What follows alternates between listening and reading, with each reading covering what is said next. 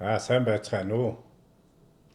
Гэгэнтэн өвгөн хоёр ярилцлагын эхнийхийг хийх гэж байна.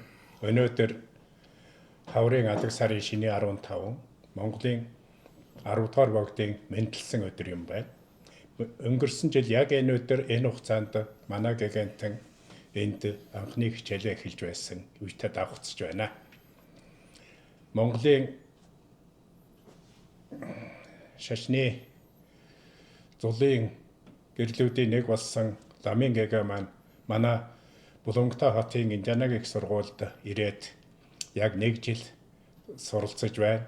Ингээд сургуулаа амжилттай төгсөж Пенсильванийн их сургууль магистраар үргэлжлүүлэн суралцах болсон танд баяр хүргэе. За баярлалаа. Тэгээд би танаас нэг хэдэн асуулт тавьж хариулт авах гэсэн. Тэхүү.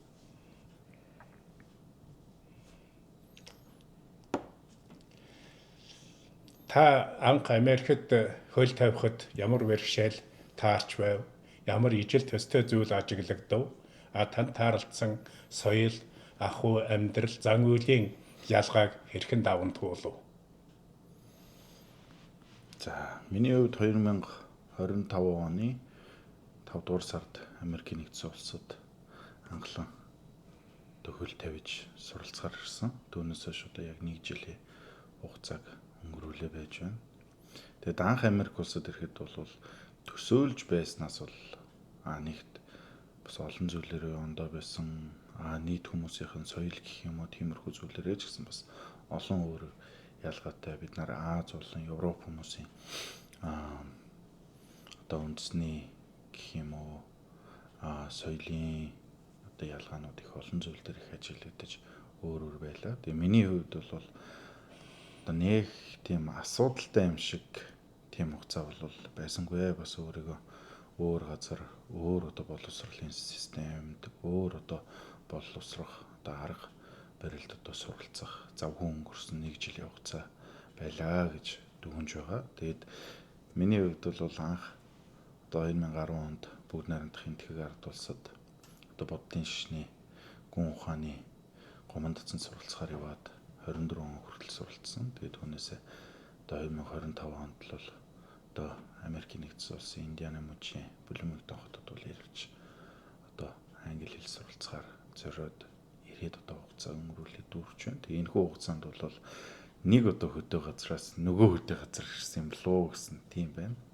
Бодогдсон. Тэгээ Америкийн анх хотод Чикаго хотод болсон. Чикаго хотын тэр одоо том даунтаун тэр одоо олон хөлийн газар болсон. Тэрийг хараад үүний дараа бол яг одоо Эрдэнэ өмнөд одоо шамдан суралцсан энэ оюутны хот болох Bloomington хотод ирээд суралцсан. Тэгэд энд бол одоо миний хувьд анх одоо гарсан бэрхшээл гэх юм бол англи хэлний бэрхшээл байсан. Тэгээ Монгол гэх юм уу энтгэд байхдаа англи хэлийг одоо тэгж одоо шамдан суралцаж нэг зав гарч байгаагүй. Нөгөө төгөр бол одоо яг суралцъя гэсэн одоо тийм хүсэл эрмэлзэл бол нэг их байгаагүй. Гэхдээ 2012 онд бол тэр хингийн даалга багш одоо англи хэлийг ирээдүйд одоо маш сайн суралцаж боловсрох хэрэгтэй, ирээдүйд маш одоо хэрэгтэй гэж айлцсны дагуу 2025 онд л одоо зорин ирж суралцсан ийм утга учиртай.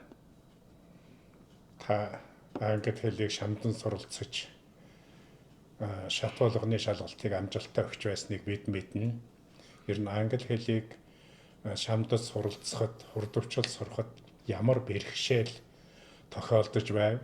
Таны одоо ямар ур чадвар, ямар ур чадвар ухаан тэнд тус болж байв англи хэлийг сурахад?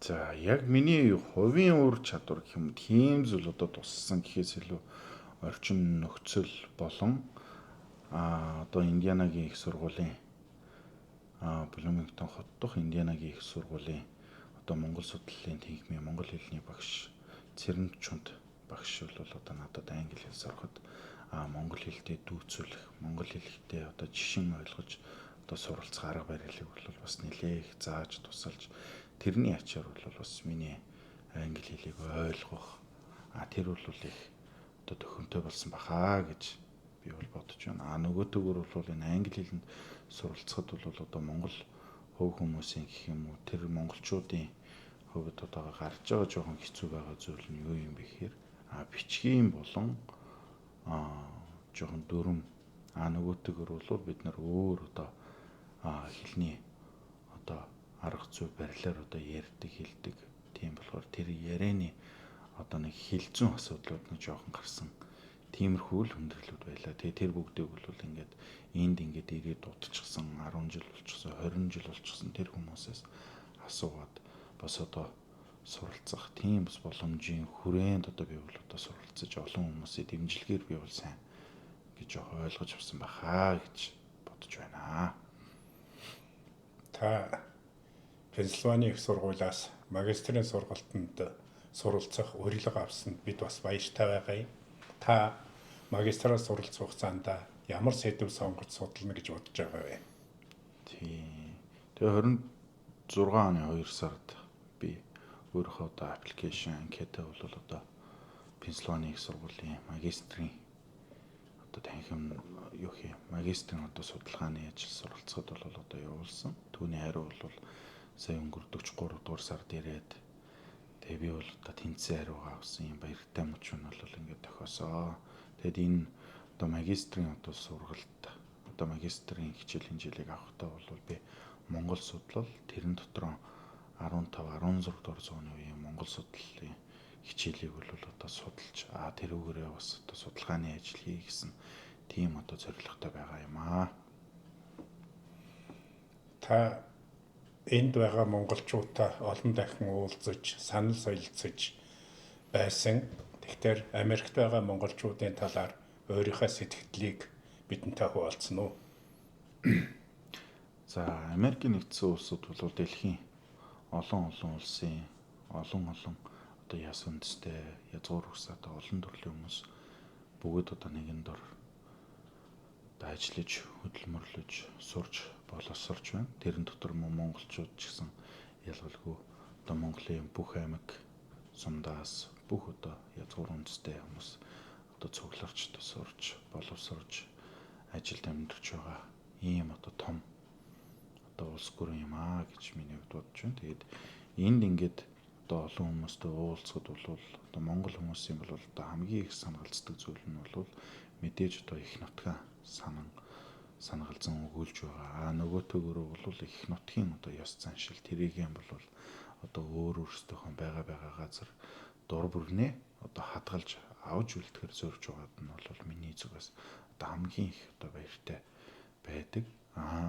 Жишээлбэл одоо манай Индианагийн их сургууль гэхэд бол одоо Монгол судлалын танхим бол одоо цагаан сар, наадам, нөгөөтэйгөр бол одоо уйлралдаа ч юм уу боломжтой үедээ нэг пикник одоо салхинд гараад Монгол судлалын оюутнууд бол монголчууд нь бүгдээрээ нийлэн уулзаад сайхан их монгол хэлээрээ ярилцаад тэн дээр одоо өөрсдийн хүүхдүүдийн дагуулan ирж монгол хэл одоо монгол хэлийн одоо ахин одоо нэг дор уулзсан сэргээн ярилцдаг ёс заншил тэр бүгдийг ярин уулзсан нөхрөлдөг ийм сайхан үйлдэлүүд бол болдог. Нөгөөтэйгөр одоо Блумингтонд байх Төвд Монголын одоо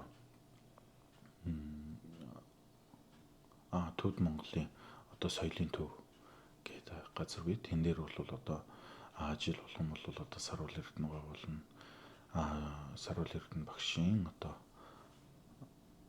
хамтран одоо хийдэг Монгол цуслан гэж гардаг. Тэр бол одоо Америкт одоо төрж өсч буй монгол хүүхдүүдэд бол одоо монгол хэл бичгийг одоо зааж сурах, монгол ёс заншлаа мэдгэхэд нь бол их тустай дэмтэй байдгийн болов гэж миний зүгээс ингээ харж байгаа.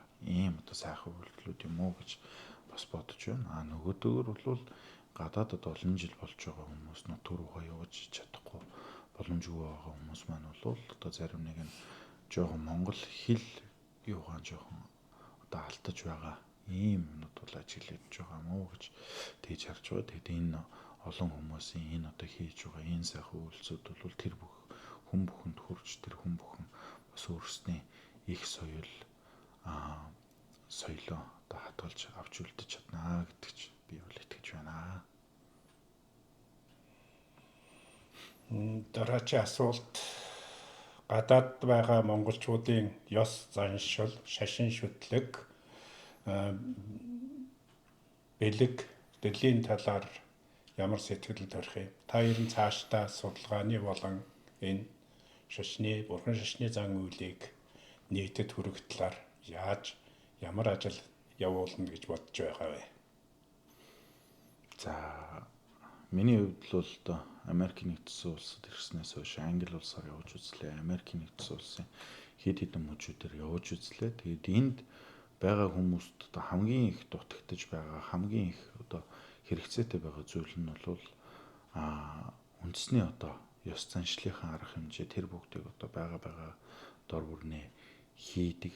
Тэгтээгийн яг хөө зарим газар ингээд цөөхөн хүмүүс байгаагийн нэг одоо асуудал. Тэр бол нэлээд хүчтэй тулгамдж байгаа юм болов уу гэж ажиглаж байгаа. Энэ дээр бол одоо манай Монгол одоо элчин сайдын яам болон консулын газрууд тэр байгаа газар бүхэнд бас хурж ажиллах байхаа гэж миний хувьд бас бодож байгаа. Нөгөөтэйгөр бол одоо хамгийн их тулгамдж буй асуудал бол одоо монголчууд бид бол эцэг өвгдөөс уламжлагдсан ирсэн шашин болвол одоо бурхны шашин, бурхны шашны одоо цан үйл тэдгээр зүйлүүд бол бас энэ Америкийн нэгдсэн улсад буй хүмүүст бол бас их дутагдж байдаг юм болов уу гэж харсан.